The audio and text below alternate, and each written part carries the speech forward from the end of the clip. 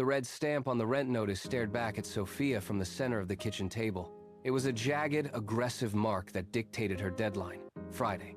She pushed the paper aside, her fingers trembling slightly against the wood grain. The kitchen was quiet, save for the hum of the refrigerator. She reached for her phone, her thumb hovering over the banking app. The screen flickered to life. The balance read $42. A month of life, $42, and a clock ticking down to eviction. She looked at the stack of bills, then back at the notice. The air in the room felt thin. She stood up, shoved the chair back, and walked to the trash can. With one sharp motion, she crumpled the notice and dropped it inside. She walked to her laptop, the plastic cool under her palms, and forced the lid open. She did not look for a second job at the diner. She did not reach for the classifieds. She stared at the blank cursor on the white screen, waiting for an idea that could bridge the gap between $42 and survival. She started to type, her search history turning into a map of her last resort. The search bar blinked, a steady, rhythmic pulse. She typed queries about wealth, about trajectories, about anything that did not involve a manager. A digital book appeared. She clicked the link. The text was dense, but one sentence anchored her eyes. Success comes to those who become success conscious. She read it twice. The weight of the rent notice stayed in the back of her mind, but the fear began to sharpen into a plan. She shut the laptop with a definitive click. The next morning, the sun hit the dust motes in her room. She did not open the classifieds. She walked to the corner of her bedroom and shoved a pile of boxes aside. She cleared the floor. She found a ring light buried in a closet, dragged it to the center of the space, and plugged it into the wall. The light hummed to life, casting a stark white glow against the bare wall. She pushed the desk into position, adjusted the height of the frame, and placed her phone on the stand. She stared into the lens.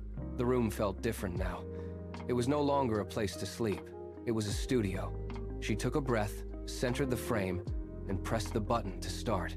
The blue light of the monitor burned into her eyes after 6 hours of cutting.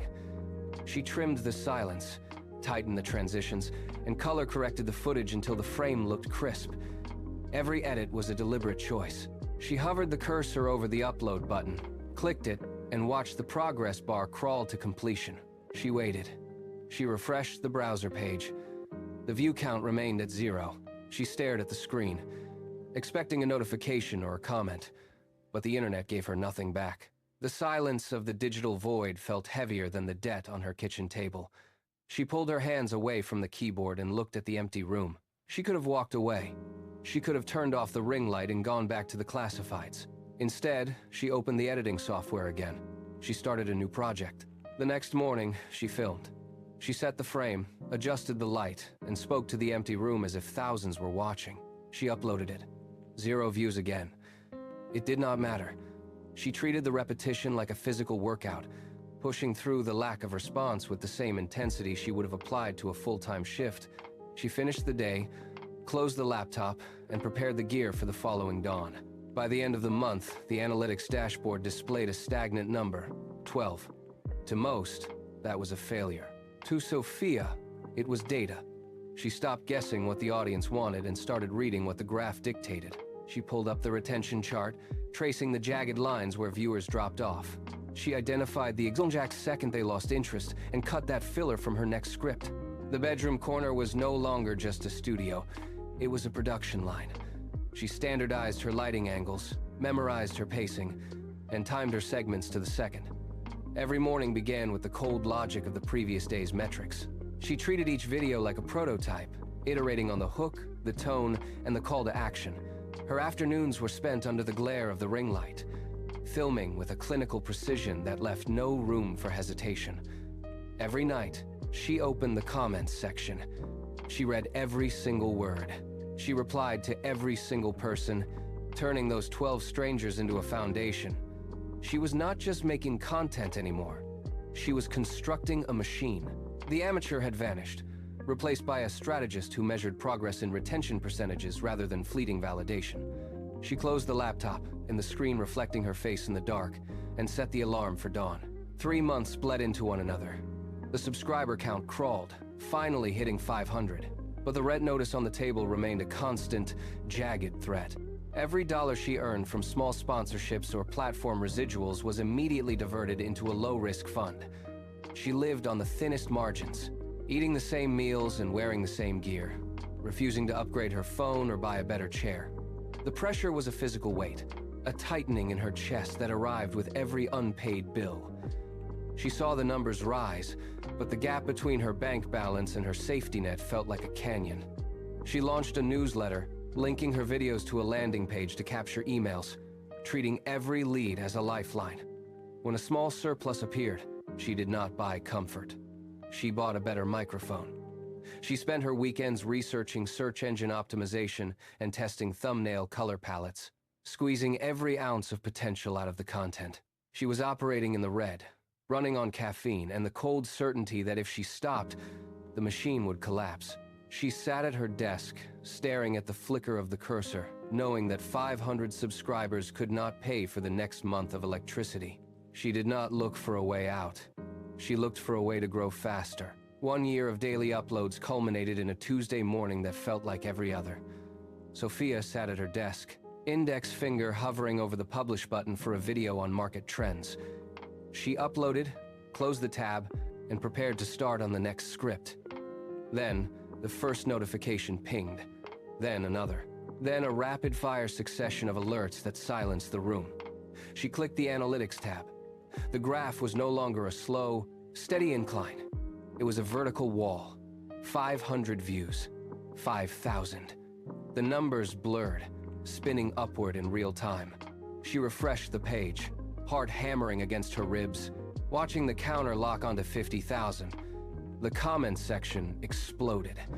A deluge of questions, debates, and shares flooded the screen, scrolling faster than she could read.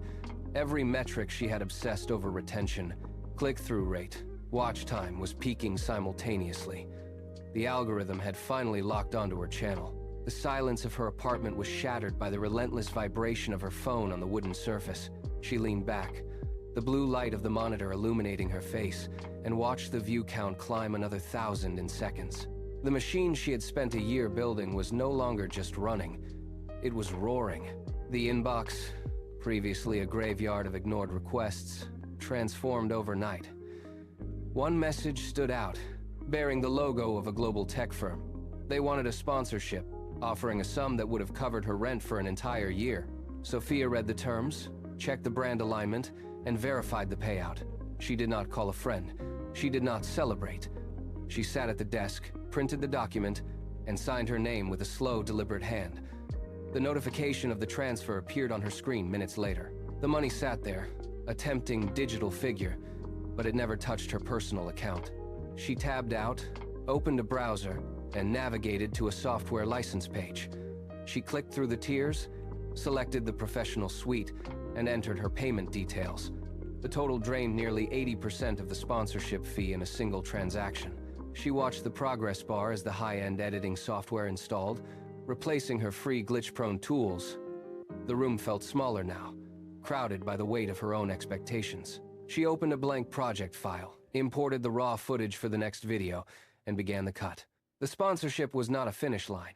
It was merely the fuel for a larger, more complex machine. 2 years of relentless output had rewritten the geography of her life. The cramped corner of the bedroom was gone, replaced by a high-ceilinged office overlooking the city grid. The air here was climate-controlled and still, a sharp departure from the humid intensity of the old apartment. Sophia walked to the center of the room, her footsteps echoing against polished concrete. She reached out and rested her palms on the expansive mahogany desk. It was heavy, solid, and vast. Her mind drifted back to the kitchen table that had once groaned under the weight of overdue bills. That table was a flimsy, makeshift thing, scarred by heat rings and constant use.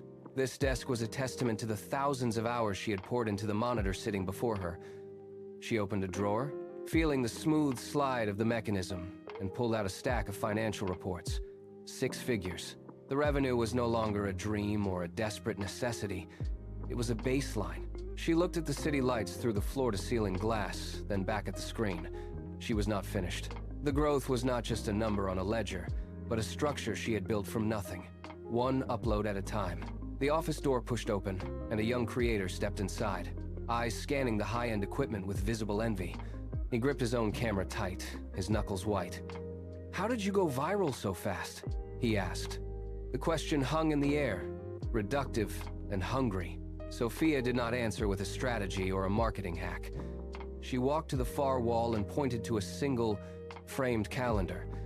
It was not a decorative piece. It was a grid of 3 years, every single box filled with a thick, black ink mark. Each mark represented one video uploaded, 1 day of editing, 1 night of responding to comments when no one was watching. The young creator leaned in, tracing the sequence with his eyes, his breath hitching as he realized the sheer volume of the work. "I did not go viral," Sophia said. "I stayed consistent." She reached into a drawer and pulled out a worn notebook, pressing it into his hands. "The secret is not in the algorithm. It is in showing up when the view count is 0.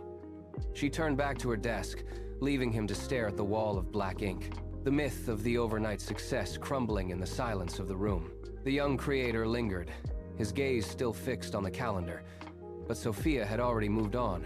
She sat at her monitor, the ergonomic chair offering no comfort, only support for the hours ahead. Her fingers hovered over the keyboard. She clicked the mouse, and the editing software snapped open, filling the screens with raw footage and timeline tracks. The office was quiet, save for the low hum of the servers and the rhythmic tap of keys as she began to trim the first clip of the new project. She did not seek validation. She did not check the view counts from the previous night. She focused on the frame, the cut, and the narrative flow. This was the work. The empire was not a destination. It was this daily, repetitive, deliberate act of creation. She adjusted the audio levels, her eyes scanning the waveforms with clinical precision. Outside, the city moved in a blur of motion, but inside the office, time slowed to the pace of her production. She was building something that would outlast the current trend, brick by digital brick. She leaned into the light of the monitor, and the cycle began again, fueled by the same discipline that had started it all.